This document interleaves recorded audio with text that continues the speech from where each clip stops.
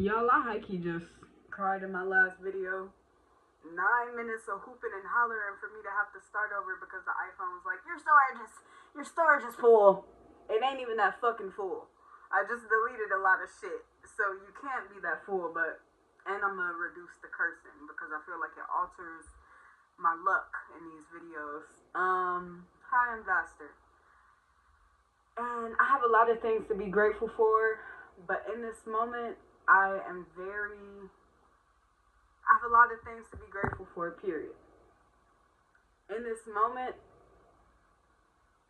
watching me grow is at the top of that list. And I feel really good things coming to me, karmically, because I've been through situations that past versions of me could not take. It would have killed her. It would have made her perish. But I'm being delivered blessing after blessing, and the blessing isn't always coming in the form of it isn't always coming in the form of money or anything like that. The blessing is coming in the form of rejection. The blessing is coming in the form of crying and intimate moments with myself and just learning how to be authentic. Like even my friend Kayla is around me a lot right now, and Kayla has a way of expressing herself that can really trigger me sometimes. But when I get that moment to myself and when I'm alone, I always end my shadow work or just me working through those tough emotions with more of a love and appreciation for Kayla, even when I'm tired of her. Because she knows. I know she feel it. But I'm human. And I'm learning that it's okay to be tired. But what was making me not okay for a while was avoiding the actual feeling of being tired or being angry or feeling however I was feeling. It's a lot of situations. I used to have an avoidant attachment style, but really I'm using God as a pillar to see where I should navigate this conversation now. When I was younger, I had a parent with overbearing emotions that didn't allow me to have mine, so I felt like I could never be mad at her or her feelings matter more than mine. So it kind of shut me down. So I started shutting myself down and just stuffing everything. And I feel like that's what manifested overeating or excess or weight gain and even weed consumption, just wanting to sedate because I wasn't really giving myself a chance to assess what was there, to be there with the anger. I was just navigating and trying to brush it off, but I wasn't brushing it off. It was in my head, it was in that forehead, it was in them furrow eyebrows, it was in my stomach, it was, I felt it, but I didn't know what to do with it. And now having a connection to a person like Kayla who doesn't mind triggering you, helps me because it's just it helps me come back around to the fact that I matter. And instead of acting like I don't feel how I feel, I'm going to admit it by myself. I'm not going to make my feelings Kayla's problem. Sometimes I do open up to her yeah, that I felt like that was too much. Or, hey, I'm getting a little, this is too much. This is too much. But with myself, having that relationship with myself is really healing because that's how I really let go. And I'm a very emotional person, and I always have been. But avoiding the emotions was hurting me for a long time.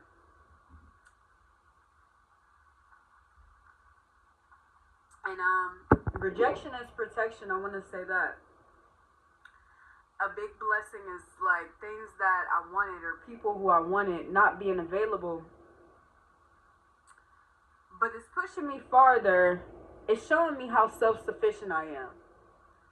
And it's showing me that God works. I heard somebody say yesterday in a video that I was listening to. Well, no, this was 3 a.m. today.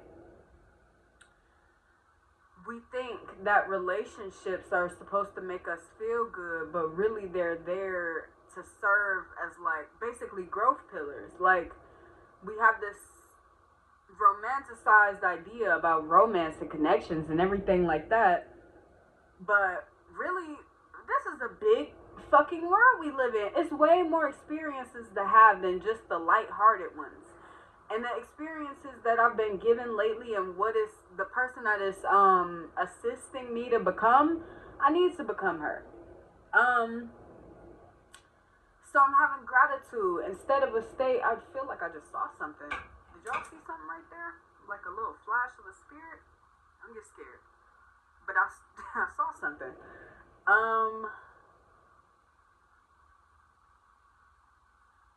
It's assisting me. And with me being a boxer, I can feel adversity, and I'm not even I'm not even at how do I say this? As a boxer, I'm not at the top of where I'm gonna be. I feel on top of the world, but like when I'm actually a professional boxer, niggas are gonna talk. People are gonna say whatever they want to say with a disregard for my feelings. And so the last thing I need is to be a person who disregards their feelings too, because me doing that will make me a little bit more susceptible to attacking random people. Like, what did you say? Like, what did you say? But if I have a relationship with myself where I'm strong enough to feel how I feel and to assess it and let it be there, I can be my own friend. Like, yeah, fuck what they saying. Like, can't nobody touch you when you a friend of you. And lately I've been a friend to me. I've cut out a lot. I've made a lot of sacrifices. I've made a lot of sacrifices. What I eat, what I say, what I think, where my time is going. And it's making a difference. And I don't really like talking, believe it or not, I don't like talking in a me perspective. So if there's anything that you could take away from this video, it's just to like be honest with yourself about how you feel, where you coming from. If you feel like you broke down in the dirt, you ain't gotta act like money when you alone. You know, like, them affirmations work. Positive affirmations work. But the real thing is to be raw. Like, I said this thing that was like, the alchemists can't alchemize if they don't really utilize what's there. AKA, the alchemists can't alchemize if every time they get mad, they're just like, no, okay. Like, I had a friend like that, and it pissed me off. I had a friend that was so performatively positive that I can assess that it made our connection inauthentic, because when you performatively positive, you don't have the correct boundaries. You're not even allowing yourself to feel the anger that God will place in you for you to set a boundary. Like, hold up, a nigga can't never talk to me like that again. You know, you need that grit. It doesn't have to be aggressive like that. It can be in your own way, but experiences shape you for a reason. But if you pretending that you're never hurt, or that you don't feel neglected by some things, you're not really getting to the root of it. The affirmations work, especially when it comes to money. Like, I feel like affirmations work to empower. But when you know you're feeling something, assess how you feel, please. Even if it's just me talking to me. And me watching this, like, and people around me, if you watching this, please remind me, like, you good? Are you really good? Don't question me like that, but, like, you know, poke at me a little bit so I can be authentic, because authenticity pays the bills. I said something like, my energy is gonna pay the bills. It does, but authenticity pays the bills, and I'm learning what that means for me. And them emotions matter. I run deep. I'm a big lover, and I can be a very big fighter. And I can be a big fighter of myself when I'm not really allowing myself to come as I am. And I just don't deserve to... I love me so much that I'm willing to see my ugly and to learn to accept it. Because that's like a very big thing. I'm stuttering. I don't really have the will to talk. I'm about to cut the video a little short. Or maybe I got too many expectations on how I thought this was gonna go. I'm really proud of me, and I have a grand amount of love for the people around me. And that's not an affirmation, that's my truth. about to cry. Ooh. And it's a period when you go from speaking things into existence to watching them manifest. And I genuinely have a lot of support around me. And you get what you give. Because I remember when it felt like I was a fan of the world and people didn't really care about me. But I care about me so much that the world doesn't really have a choice. Like, I do feel a little catered to. I do feel a little spoiled by God and the universe. And so, what the fuck of it? Like, people be looking at me weird on the bus sometimes. Like, when people got a spirit of poverty on them, I know spirit, they like, this girl, like, just keep it positive. But no, fuck that.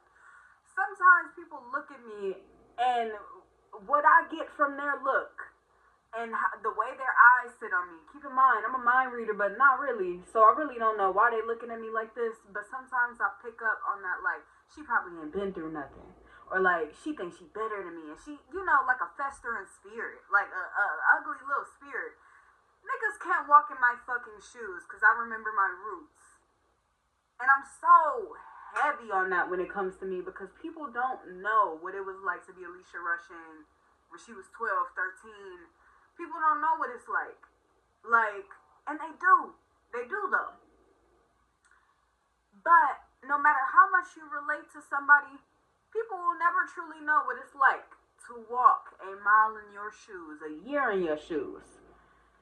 And seeing myself from the beginning of my lifespan on earth this go round to now, eat my peen. Slurp it hard. I'm allowing the blessings to come to me because I've been a blessing. And I've continuously taken some stuff on the chin. Disrespect. Oppression. Starvation. Hunger. Discipline. Like lessons. Pain. Support. Triggers. Like 222 on the clock. And a 1212 on this clock.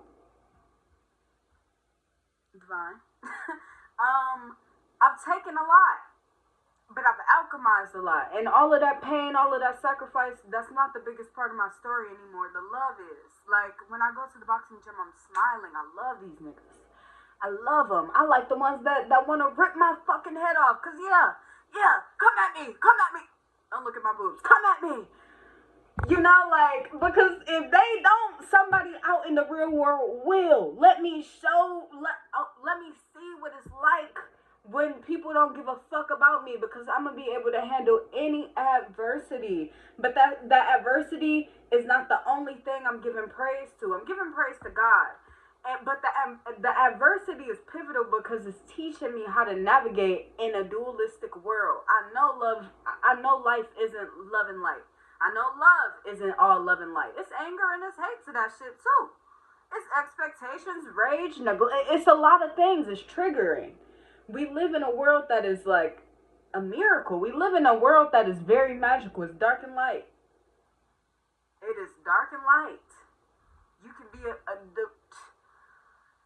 there are so many things to be. And I feel like everything around me at this point is teaching me and it's bettering me. It's preparing me for something bigger. It's preparing me for when I have kids. It's preparing me for when it's preparing me for anything that I do and for who God needs me to be. God is shaping me for people that I haven't even met yet. God is pulling out these thorns. He's like, that's cool, but let go of that story. Yeah, that ex was cool, but stop talking about him. That's okay, but I got something bigger. And I need you to be open to change. I need you to be open. So that's what I'm doing. And I'm ready for life. In a way where I feel ungreedy. Like, I'm okay where I'm at. And there's not a lot of people that can say that. And that's not comparison, that's gratitude. It's not a lot of people who can be okay with where they're at. Like, even body-wise, the weight on me. I have a stomach.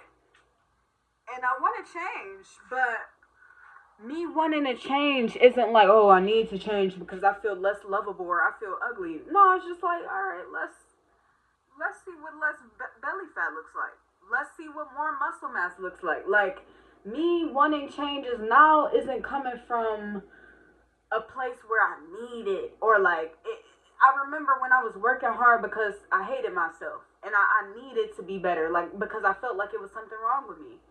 And now when I change, it's just because it's a choice. You know, it's a transition. This shapeshifter shit get real. I know that I can wake up different tomorrow. I know with one prayer things can be so different. Like, life has shaped me into being a believer. And I ain't gonna lie. I got a friend named Tamara who is like super Christian. Rock on, sister. But it's triggering the fuck out of me lately because I'm like, I don't feel connected to that. I don't want God shoved down my throat every repost. Like, damn, I get it. But God is also in my ear, like, remember who you are and remember your autonomy. And it's okay to feel like you strayed from a path that kind of wasn't yours.